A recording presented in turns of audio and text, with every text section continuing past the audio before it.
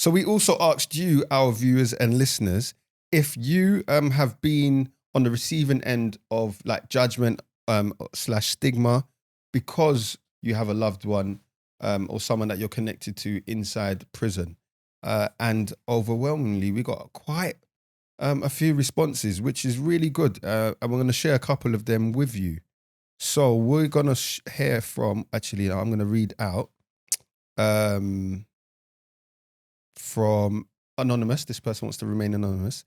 So this person said to us in the DMs on Instagram, I don't want to put myself out there and be judged as a parent, as I felt that we had it all the way through school with 3 permanent exclusions because he, my son, was in mainstream where they couldn't support him in school, right?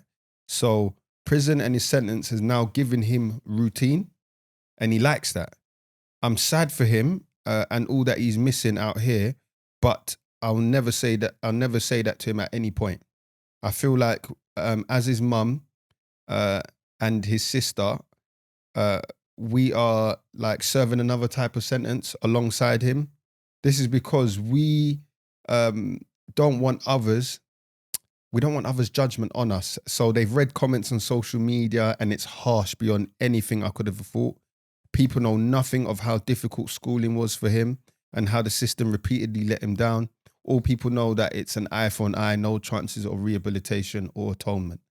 So basically what we're being told is that they just keep it quiet because of the comments they've heard, the negative connotation around it, but people don't know the actual story.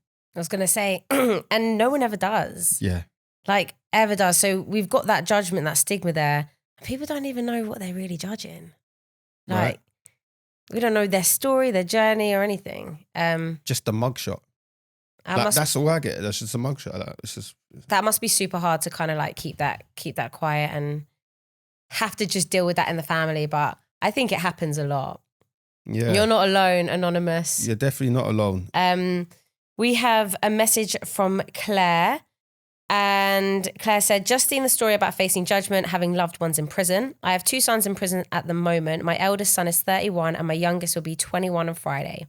I lost friends over 30 years because I was honest as I felt no shame. But now I tend not to tell anyone for fear of being judged and looked at differently. I was a strict parent and both my sons say to me that you raised us up well and that it's not my fault.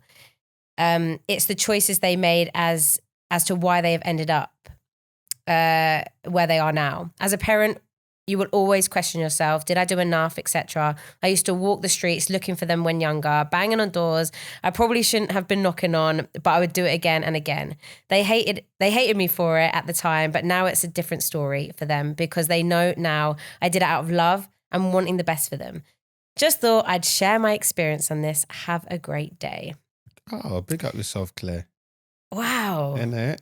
Wow. What you have to go, like, I don't know what it's like to be a parent, but what you have to go through, like, to banging on the doors. To protect your children. I can visualize that. But the fact like she was so open and honest and then that kind of like just turned must have been, you know, when you're vulnerable and you get that shutdown.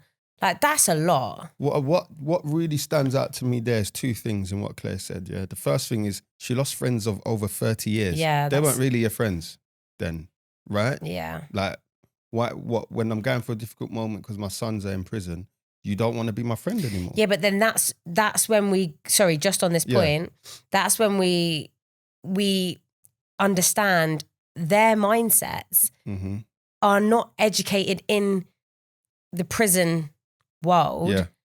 So they have this view that it's from society. Yeah. It's something. I'm not saying it's right. Yeah, I know it's something that's out there. It's a thought pattern that's out there. But no one's educated them. They've never been educated on it. Yeah, but at the same time, I'd think that's when you learn. Because if it's someone personally, if it's someone that you care about, you've been friends for 30 years, that's almost as long as I've been alive. Yeah, they've been that, and then something happens and now you're not friends It's at anymore. that point where they should have learned, yeah. Sorry, what was your second point? So the second thing is, her son said it's not her fault. Yeah. You raised us, you did a good job. Yeah. It's our decisions. Yeah. And that's what I used to say. Yeah. Likewise, same with my parents. Like, so that's what Claire, speaking to you, Claire, you've got to hold on to that because that's the truth.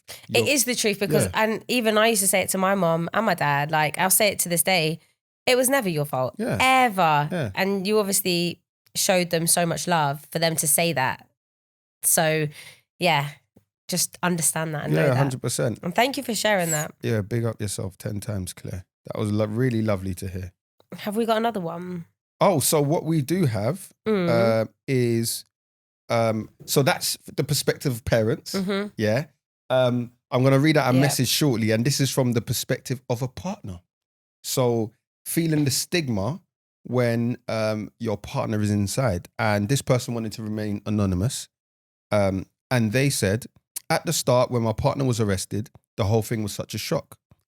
Real shock to the system. And like you guys have mentioned before, it's tough for the people on the outside. But we were thinking about how hard it is for our loved ones on the inside. He was on remand for a couple of months, and then he was sentenced recently. I was struggling mentally a lot at the start and had to tell work that I couldn't work like this. They were really supportive until I was ready to go back to work full time. And when I did end up going in, I was met with comments like, do you really love him? Are you actually going to wait? And I won't give you my advice because you probably don't want to hear it, which is the complete opposite of what you want to hear when you're going through this.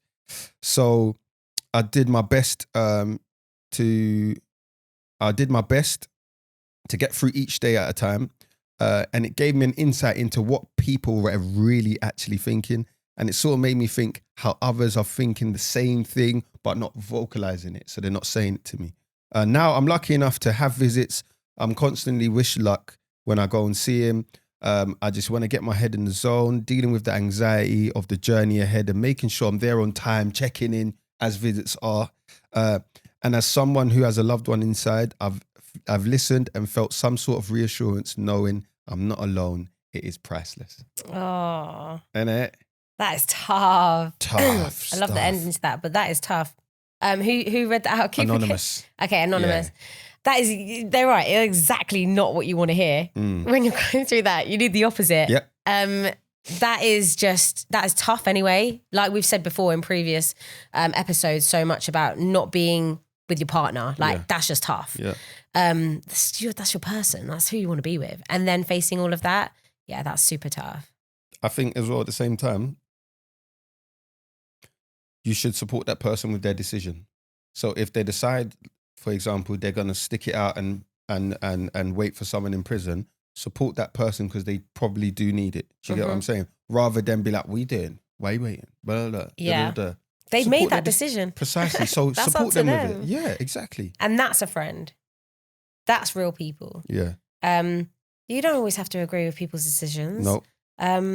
But if you love them, you support them through their decisions. So hopefully you have that support. Yeah. In the future as well through other people, and hopefully people's mindsets do change. So we also have a voice note from Ali. She's gonna share her experience of dealing with some of the stigma of prison. Hi guys. So I think a really hard thing to navigate is when people assume that you don't know someone in or who has been in prison. So they also assume that you have the same prejudices that they do when it comes to people in prison. It's usually a work setting or with someone who doesn't know you and the people in your life well, but then they'll just say something mad and judgmental to you because they don't think to be careful about what they're saying. And then you have to decide if you have the energy to educate someone or not, and you don't always have that energy. Yeah, Ali, I'm with you. We're with you, girl. Yeah, I'm with you. Yeah, 100%. You have no idea what people are going through. Listen, similar to Ali, watch this. When I was working in that same place, when I told you about dilemmas, if you haven't watched the dilemma episode, go and check it out where me and Jules talk about dilemmas, In the place where I was working, so there's newspapers, innit? So imagine they were commenting on like someone that's committed an offence or something, and they're like, yeah, lock them up. I really think it should be harder. Yeah, someone does. All the while, they don't know they're standing next to someone that's been to prison. It happens to me as well. Like people talk about prison as if like, oh my God, like it's Like, there's no coming back. There's kind of no thing. coming Yeah, back from yeah, prison. And I'm sitting there like, oh God, like you have You've no idea. Yeah. But that is education. Like people just aren't, then they're not aware of what they're saying about certain things that they actually don't know anything about. True. So that must be so frustrating for Ali. Annoying. She said it was energy, you know? If you No, because sometimes it does. It's like, Imagine. so what are you trying to say? And then you have to You've got to go through the whole... Yeah. And it's how much energy do you want to put in that person learning about that? But how many times have you got to do that? So Ali, well done you. And thank you so much for sharing that, because other people are definitely feeling the same thing. 100%. And you're not alone with that one. Definitely not. Definitely not. So Jules, we've been talking about stigma, talking about dealing with the judgment of prison and how it affects different people in different ways they're connected to prison and the justice system. What do you think needs to happen or change in order for it to be wider, accepted more wide in society? So obviously this is a big shift in mindset on a large scale. We're not talking like just one city or one place or whatever. This is like collectively. So the only thing we can really do right now is keep talking about it, keep spreading the word. Education is key. Telling people, explaining to people, sharing stories. And, you know, if you've listened to anything that we've been speaking about, if anybody listening have agreed with what we've been speaking about, then to pass it on and share it. We've got loads of clips as well and loads of episodes that you can always share.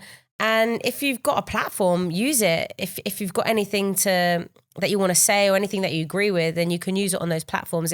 It gets to a larger amount of people.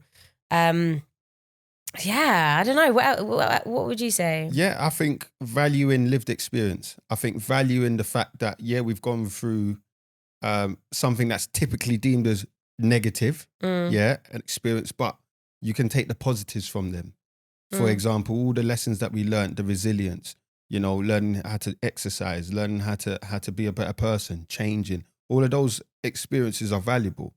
And just having a lived experience of the criminal justice system and sharing those experiences in a positive light allows other people to understand and tap into that. Yeah. So then when people have a better understanding, then they can have a more informed view.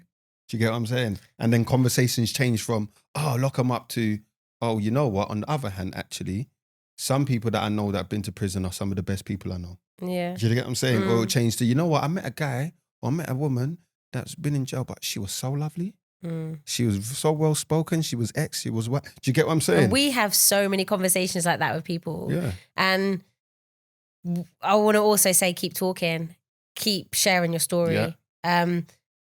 People will never really understand unless they get to hear it and get to understand where you've come from and what you've been through and who you are now. That's the key. So keep sharing them. They're so important. And people listen. And when you change one mindset, it's massive. Even one. This is the collective kind of snowball effect that we need to make. That's right. So as we do on Life After Prison, we like to signpost organizations that can support you in your journey of life after prison or during. And today I wanted to shout out Families Outside, which is an organization that supports families affected by imprisonment. And you can find their website in our show notes. So that's Families Outside.